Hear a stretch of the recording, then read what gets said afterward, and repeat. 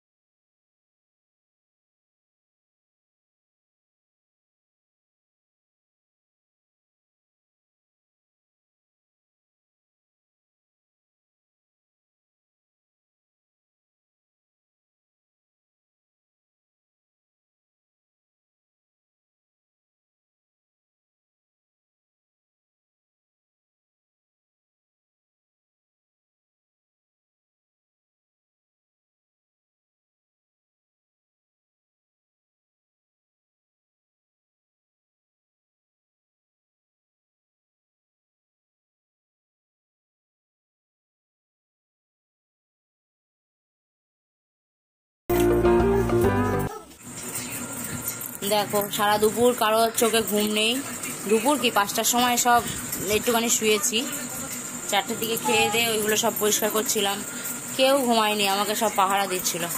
তো একজনের শরীরটা যে খুবই খারাপ, পেটের প্রবলেম হচ্ছে, এখন পটি হচ্ছে, পেট কামড়ে কামড়ে, সেই জন্য ওর শরীরে এনার্জি নেই। পড়তে গেছিলো, আন্টি পাঠিয়ে দিয়েছে। আর এই ম্যাডাম তো সারা দুপুর জেগে, ম্যাডামকে এখন ঘুম পাড়াবো। মানো টাটা করো। সবাই ঘুমিয়ে পড়েছে, চলো সবাইকে টাটা, গুড নাইট, ভালো থেকো সবাই, সুস্থ থেকো। আর এস দাস ফ্যামিলি দেখতে থাকো, আমারও ঘুম পেয়ে গেছে, টাটা।